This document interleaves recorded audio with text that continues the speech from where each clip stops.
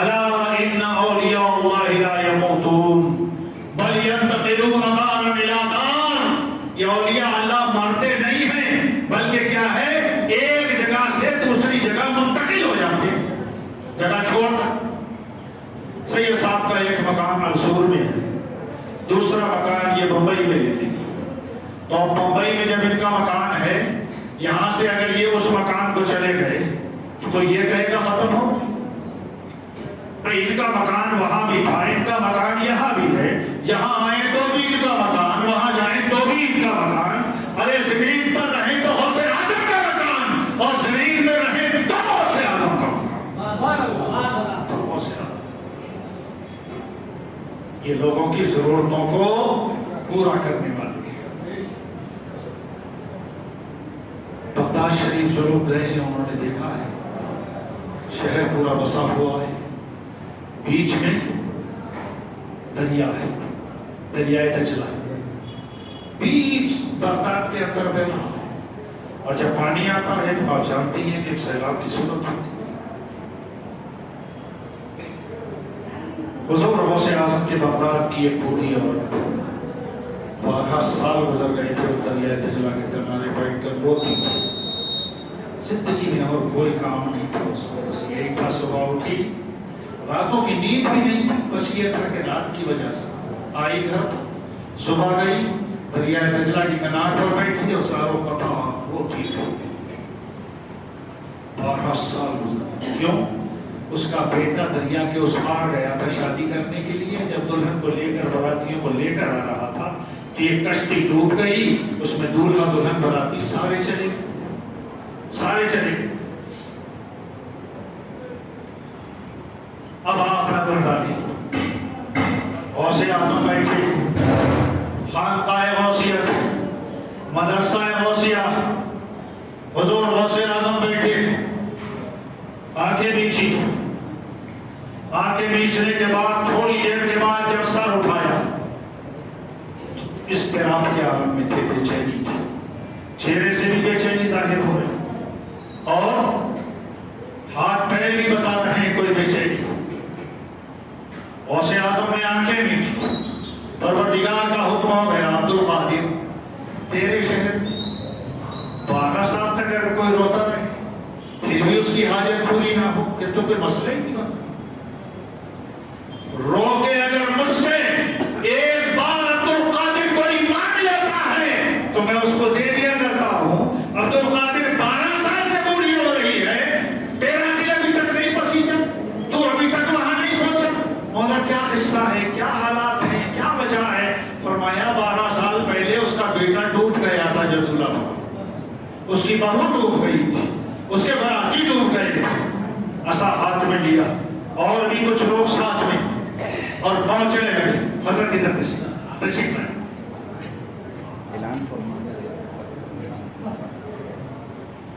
ہمارے حضرت علامہ مولانا ناصر رضا خان صاحب تشریف لائیں۔ ارے تکبیر، اللہ اکبر، ارے رسالت، یا رسول اللہ، یا رسول اللہ۔ عصا اٹھایا، ساتھ میں کچھ لوگوں کو کنارے پر پہنچ گئے، دیکھا تو واقعی ارے آج اگر کوئی 12 دن مسلسل رو لے انتقال ہو جائے گا، لیکن وہ 12 سال سے روتی رہی، تین سوکھ گئی، پہنچے، مائی کیا بات، کہا حضور ایسا ایسا مسئلہ ہے، اب اس مسئلے میں کیا کر سکتی ہوں؟ ارشاد فرمایا تجھے کیا چاہیے، تجھے چاہیے کیا ہے؟ کہا حضور چاہیے کیا ہے؟ آپ دیکھ رہے ہیں نا دریا کا کنارہ ہے اور یہ بڈھی، جو چاہیے ہے اسی کے لیے تو روز آ کے روتی ہوں، اور آپ کی بارگاہ بھی غریب ہوں، آج آپ کو رحم آ گیا نا غریبوں پر، تو جو مجھے چاہیے ہے وہ دلا دیں۔ اس دور کے لوگوں کا عقیدہ بھی عقیدہ تھا یار، آج کے دور کے لوگ کہتے ہیں ایسا ہو سکتا ہے، قرآن میں ہے، تو میں یہ آپ کو بتا چکا ہوں۔ وَأُحْيِي الْمَوْتَىٰ بِإِذْنِ اللَّهِ، حضرت عیسیٰ کہتے ہیں میں اللہ کے حکم سے مردوں کو زندہ کرتا ہوں، نبی کرے تو معجزہ اور ولی کرے تو کرامت، یہ طاقت وہی ہے، بغیر واسطہ ہو تو قدرت، نبی میں ہو کر گزرے تو معجزہ، اور ولی میں ہو کر وہی طاقت گزر جائے تو کرامت۔ فرماتے ہیں غوث اعظم اچھا بھائی یہ بتا کہ تو اپنے بچے کو تو چاہتی ہے نا، سب کو چاہتی ہے، لیکن کس حالت میں چاہتی ہے؟ تجھے کیسا چاہیے؟ کہا سرکار مجھے ویسا ہی چاہیے جیسا ڈوبا تھا، جب کشتی میں موجود تھا، نئے کپڑے پہنے ہوا، دہلا بنا ہوا، دلہن ساتھ میں آ رہی تھی، نقاب کے اندر تھی، باراتی سب خوشیاں منا رہے تھے، جھوم رہے تھے، تو مجھے ایسا چاہیے کہ میرا بیٹا دولہا ہو، میری دلہن دلہا ہو، اور باراتی خوشیاں منا رہے ہو۔ اس کا عقیدہ یہ تھا کہ جو دیتا ہے تو پھر وہ کہتے نہیں یہ چھپر کھا کے دیتا،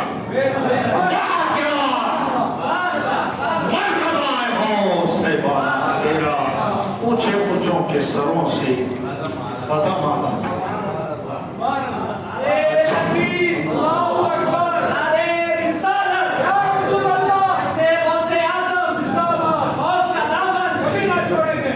ایک بات پہ غور کریں، حضور غوث اعظم نے اس سے پوچھا نا، کس لیے پوچھا نا، زندہ کرنا مقصود تھا، لیکن پوچھنے کی اتنی کیا ضرورت تھی؟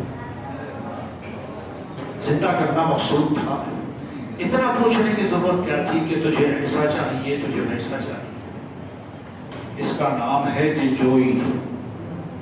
یہ جو پوچھنا ہے نا، اس کا نام ہے دلجوئی، اور حقیقت یہ ہے دل بدست آور کے حج اکبر است۔ کسی کا دل رکھ لینا حج اکبر ہے۔ 100,000 یک دل، 100,000 بہرحال وہ مصر اوپر جو ہے تھوڑا گڑبڑ ہو رہا ہے، تو حقیقت یہ ہے دل بدست آور کے حج اکبر است۔ پہلے اس کا دل خوش کرتے ہیں، جب بوڑھی دیکھے نا تو دل پہلے سے خوش ہو۔ اچھا یہاں پر ایک بات اور بتاؤں، غوث اعظم نے ہاتھ ڈالا تھا، اچھا غوث اعظم کے مردوں کو زندہ کرنے کا جہاں بھی آپ کو دیکھنے کو ملے گا نا، تو ایک ہی جملہ تھا، قم بإذن اللہ، اٹھ جاؤ اللہ کے حکم سے۔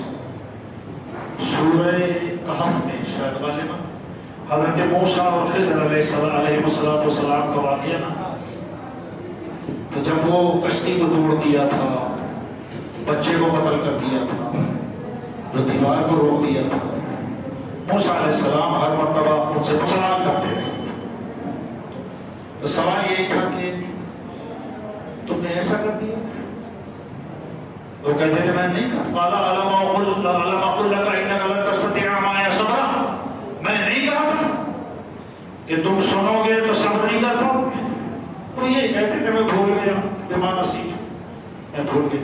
یہ سب واقعات ہوئے نا، جب آخری وقت آیا تو حضرت خضر نے کہا ھذا فراق بینی و بینک، یہ میرے اور تمہارے درمیان فرق کا وقت ہے۔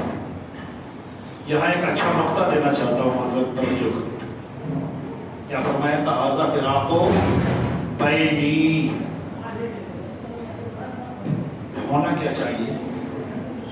ایک آدمی اگر کسی کو اپنے سے جدا کرتا ہے تو پہلے اس کو بولتا ہے، بولتا ہے ھذا فراق بینک و بینی، تیرے اور میرے درمیان جدائی ہے، چلے جاؤ، کیونکہ اس کو الگ کرنا ہے، اس کو الگ کرنا ہے۔ تو یہاں پر کیا کہا؟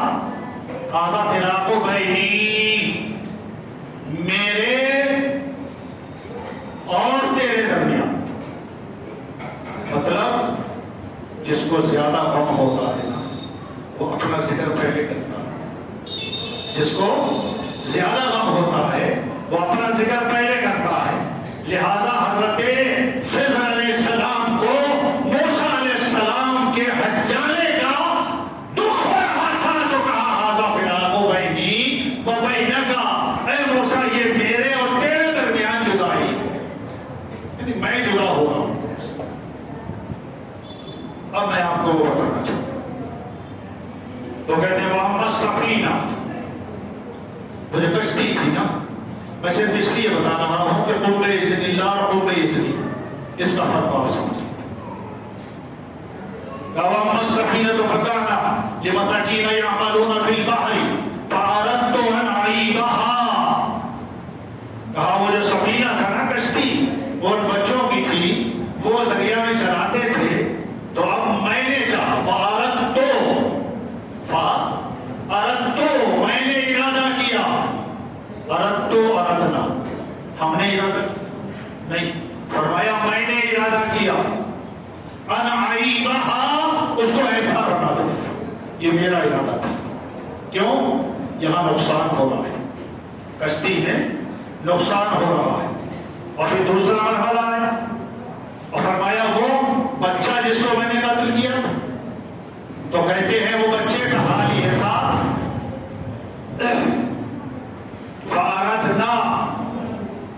فأردنا أن يبدلهما ربهما خيرا منه، کہ اللہ تعالی ہم نے ارادہ کیا، یہ کیا تھا؟ فأردنا ہم نے ارادہ کیا کہ ہم اللہ تعالی، یا یوں کہیے فأردنا ہم نے ارادہ کیا کہ اس کو اس سے بہتر کیا جائے گا۔ یہ کیا ہے اس سے بہتر معلوم ہے؟ وجہ بیان کی ہے کہ ابوہما صالحا، ان کے باپ نیک تھے، وکانا ابوہما صالحا، ان دونوں کے باپ نیک تھے، اس لیے کہ اللہ تعالیٰ اس کا بدلہ عطا کر دے گا، اس کی تفصیل میں نہیں جانا چاہتا۔ تو اب کیا فأردنا، اردتو میں نے ارادہ کیا، اردنا ہم نے ارادہ کیا۔ یہاں پر کیا ہے؟ اردتو میں صرف میں تھا، اردنا میں ہم ہیں، یعنی میرے رب نے بھی اور میں نے بھی، دونوں نے ارادہ کیا۔ وہاں رب کا ارادہ نہیں تھا، میرا ارادہ تھا۔ یہاں رب کا اور میرا دونوں کا ارادہ تھا۔ یہاں پر کیا ہے؟ وہاں پر اپنے آپ کو یاد کیا تھا، یہاں دونوں کو یاد کر دیا۔ بندے کا ایک وقت وہ ہوتا ہے کہ وہ رب کی طرف بھی ہوتا ہے اور خود کی طرف بھی ہوتا ہے، خود کی طرف بھی ہوتا ہے۔ اب اس کے بعد ارشاد فرمایا وَأَمَّا الْجِدَارُ، وہ دیوار جو تھی نا، دیوار جس کو میں نے سیدھا کیا ہے، فَأَرَادَ رَبُّكَ، اے موسیٰ تیرے رب نے ارادہ کیا، تیرے رب نے ارادہ کیا۔ پہلا میرا ارادہ تھا، دوسرا ہم دونوں کا ارادہ تھا، تیسرا صرف تیرے رب کا ارادہ تھا۔ جب رب کا ارادے پر پہنچ گئے تو پھر وہ فنا فی اللہ کا مقام ملتا ہے، جہاں سے آدمی خود کو بھول جاتا ہے اور پھر اللہ ہی کو یاد کرتا ہے، جدھر دیکھتا ہے اللہ ہی اللہ نظر، اللہ ہی اللہ نظر۔ وہ تجلی جو منصور حلاج کے دل پہ پڑی تھی نا، وہ تجلی ایسی بن گئی کہ بس اللہ ہی اللہ نظر آتا رہا، اور جب اللہ ہی اللہ نظر رہا تھا تو بولی بھی بدل گئی، انا الحق کہنا شروع کر دیا۔ پکڑنے والوں نے پکڑ لیا، سولی پر پیچھے کر دیا۔ تو آپ یاد رکھیں کہ بے اذنی اللہ کا جو مقام ہے نا، بے اذنی سے اعلیٰ ہے۔ کیوں؟ بے اذنی میں آدمی کو خود اپنائیت اور اپنی ذات نظر آتی ہے، اور جب وہ بے اذنی اللہ کہتا ہے تو پھر فنا فی اللہ ہو چکا ہوتا ہے، اور خود سب ختم ہو جاتا ہے، صرف رب ہی رب لے جاتا، رب ہی رب لے جاتا۔ حضرت غوث اعظم رضی اللہ عنہ نے پوچھا کیسا چاہتی؟ کہا حضور ویسا جیسے ہاتھ ڈالا اور کشتی کو اوپر لے آئے، پانی میں ڈوبی ہوئی کشتی تاریخ میں کبھی سوکھی ہوئی نہیں ملتی، پانی میں ڈوبی ہوئی کتابیں کبھی خشک نظر نہیں آتی۔ ارے یہ تو صرف حضرت شمس تبریز کی کرامت تھی کہ وہ پانی میں سے سوکھی کتابیں نکال دیں، اور یہ غوث اعظم کی کرامت تھی کہ نہ دولہا کے کپڑے بھیگے ہیں، نہ دلہن کے کپڑے بھیگے ہیں، نہ براتیوں کے کپڑے خراب ہوئے ہیں۔ 12 سال میں تو میں سمجھتا ہوں اگر لوہے کا لباس پہن لے تو ختم ہو جائے، اور وہ بھی پانی میں، وہ بھی پانی میں۔ تو پانی کے اندر غوث اعظم نے یہ کرامت دکھا دی کہ لوگ جو ہے حاجتوں کے لیے پیدا کیے جاتے ہیں۔ اِنَّ لِلَّهِ خَلْقًا لِحَوَائِجِ النَّاسِ، اللہ نے اپنی مخلوق میں سے کچھ لوگوں کو ایسا پیدا کیا ہے لِحَوَائِجِ النَّاسِ، جو لوگوں کی ضرورتوں کو پورا کرتا ہے۔ یفزع الناس لحوائجہم، لوگ ان کی طرف دوڑتے ہوئے جاتے ہیں اپنی حاجتیں لے کے۔ جب لوگ دوڑتے ہوئے حاجتیں لے کے جاتے ہیں تو پھر کیا کہتے ہیں معلوم؟ جب حاجتیں لے کے دوڑتے ہیں تو کیا کہتے ہیں؟ کہتے ہیں کھلا میرے دل کی گلیوں سے آزم۔ کیا کہتے ہیں؟ کھلا میرے دل کی گلیوں سے آزم، مٹے قلب کی بے گلیوں سے۔ یہ قلب کی بے گلیاں اگر کہیں مٹانا ہے تو غوث اعظم کی چوکھٹ پر چوکھٹ۔ دوستو وقت بھی ماشاءاللہ کافی ہو جاتا ہے تو چار باتیں اور سمجھ لیں۔ الا ان اولیاء اللہ لا خوف علیہم ولا هم یحزنون، اس آیت کریمہ کو آپ نے بہت مرتبہ سنا ہے۔ میں نے اس کی کسی ڈیٹیل میں جانا چاہتا ہوں، بس اتنا سن لیں کہ اللہ کے ولی وہ ہیں نہ جنہیں کوئی خوف ہے نہ غم ہے نا؟ اچھا ایک بات بتائیں، حضرت اگر انہیں کوئی خوف و غم نہیں ہے تو ہمیں کیا فائدہ؟ ایک دادا ہے، اگر ایک دادا روڑی بدماش کوئی ہے اور شہر میں کسی سے نکلتا ہے تو ہم تو ڈر رہے ہیں نا، ہمیں خوف ہے، ہمیں غم ہے، ہمیں ڈر لگا ہوا ہے، رات کو نیند نہیں آتی، کب آ کے ٹھکائی کرے گا، وہ تو وہ ہے۔ لیکن اس کی گینگ کے لوگ بھی کچھ ہوتے ہیں، اس اکیلے کو تو خوف نہیں ہوتا لیکن گینگ والوں کو بھی خوف نہیں ہوتا۔ کہتے ہیں جانتے ہو میں کس کا آدمی، جانتے ہو کس کا آدمی؟ لوگ ہٹ جاتے ہیں، ارے یار یہ تو اس کا آدمی ہے، ہٹاؤ۔ تو اب نہ اسے خوف ہے نہ اس کی گینگ کے لوگوں کو خوف ہے۔ غوث اعظم آپ کو کوئی خوف نہیں، غریب نواز آپ کو کوئی خوف نہیں۔ ہماری تو حالت کبھی ایسی بن جاتی ہے کہ سوچتے ہیں پتہ نہیں ہم کو اللہ تعالیٰ بخشے گا کہ نہیں بخشے گا۔ ہر انسان کتنے گناہ گار ہو مگر کبھی کبھی ضرور یہ بات سامنے آتی ہے ایسے معاملہ ہو تو اب ہم کو خوف نہیں ہے اور ہم خوف کے مارے مرے جا رہے ہیں۔ ایک رئیس اعظم ہے، پیٹ بھر کے دن میں 3 مرتبہ کھانا کھاتا ہے اور ہم سارا دن بھوکے رہتے ہیں تو ہم کو کیا فائدہ ہو؟ خوف نہیں ہے، چلو ٹھیک ہے نہیں تو مولا کریم ہم کیا کریں؟ اگر ان کو خوف نہیں ہے تو ہم کیا کریں؟ تو اللہ نے فرمایا کونوا مع الصادقین، تم ان کے ساتھ ہو جاؤ تمہارا بھی خوف ختم ہو جائے گا، تم ان کے ساتھ ہو جاؤ تمہارا بھی خوف ختم ہو جائے گا۔ دیکھتے ہیں نا آج بے خوف لوگ دندنا کے پھر رہے ہیں اور ان کے ساتھی جتنے بھی ہیں وہ بھی دندنا کے پھر رہے ہیں، سب کچھ کر رہے ہیں، کوئی خوف نہیں۔ کیوں؟ یہ ان کے ساتھ ہو گئے اور ہم جو ساتھ دینا اس میں صداقت نہیں، اس میں سچائی نہیں ہے۔ اللہ فرماتا ہے اگر ساتھ ہونا ہے تو پھر کونوا مع الصادقین، تم سچوں کے ساتھ ہو جاؤ۔ آج ہم سچوں کے ساتھ بہت کم نظر آتے ہیں، اس کا نام صرف ساتھ نہیں ہے۔ دیکھیے میں کیا ہے اتنی دیر کھڑے ہو کے مسلسل غوث اعظم پر بول دوں تو میں کہوں گا ان کے ساتھ ہوں، اس کا نام ساتھ نہیں ہے۔ آپ کیا ہے اکٹھے ہو کر نعرہ غوثیہ لگا دیں تو اس کا نام ساتھ نہیں۔ ساتھ کس کا نام ہے؟ ساتھ اس کا نام ہے کہ ایک رونے والا رو رہا ہے، ایک رونے والا رو رہا ہے، آپ اس کے آنسوؤں کے دریا کے پاس پہنچ کر صرف اتنا کر دیں کہ آپ اس کو ہنسا دیں، یہ سچوں کا ساتھ ہے۔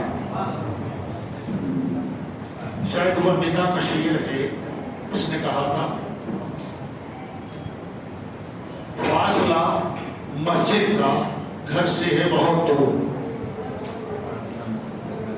فاصلہ مسجد کا گھر سے ہے بہت دور، آؤ کسی یتیم بچے کو ہنسا دیں، آؤ کسی یتیم بچے کو ہنسا دیں۔ سوچو صحیح، مسجد نماز پڑھنے نہیں جا رہا تھا لیکن کہا ایک یتیم بچے کو اگر ہم ہنسا دیں گے تو اللہ تعالیٰ خوش ہو جائے۔ میرے آقا صلی اللہ علیہ وسلم نے ارشاد فرمایا ہے یتیم کی پرورش کرنے والا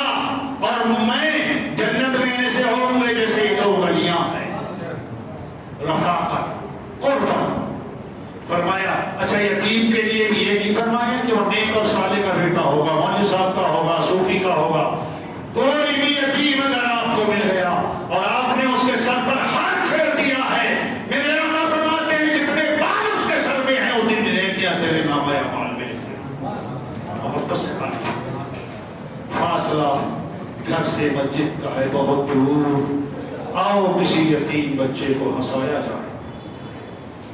ہم کیا کریں؟ مسلمانوں صرف تقریروں سے، صرف جلسوں سے، صرف باز و نصیحت سے کام نہیں چلے گا،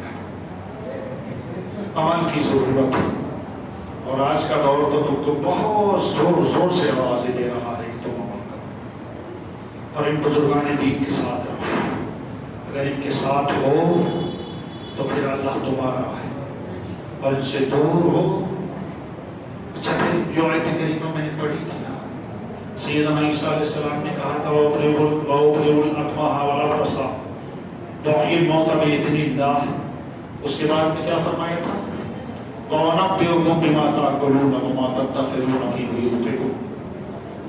فرمایا یہ بھی کرتا ہوں، بندوں کو بھی اڑاتا ہوں، مردوں کو بھی زندہ کرتا ہوں، بیماروں اندھوں کو بھی اچھا کرتا ہوں، اور اتنا بھی سن لو، جو کچھ تم کھا کے آئے ہو نا، یہ کھا کے آ رہے ہو، جو کچھ تم نے گھر میں جمع کیا ہے، اور 90 کو میں سب بتا دوں گا کیا کھا کے آیا، گھروں میں کیا کھایا، کیوں کہ ادھر غیر کی بات ہے۔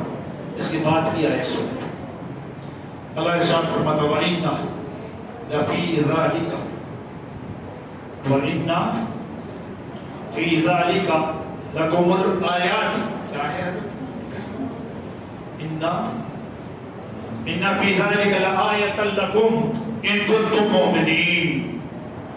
فرمایا یہ تمہارے لیے اللہ کی نشانیاں ہیں، یہ تمہارے لیے اللہ کی نشانیاں ہیں، إِن كُنتُم مُؤْمِنِينَ، اگر تم مومن ہو۔ کیا نشانیاں ہیں؟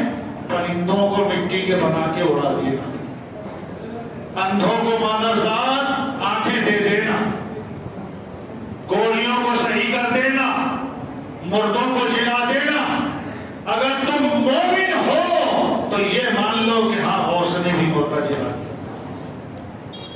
خواجہ نے مردہ جلا دیا، رسول اللہ نے بکری کی ہڈیوں پر ہاتھ رکھا اور حضرت جابر کی بکری کھڑی ہو گئی، رسول اللہ نے مردے جلا دیے تھے۔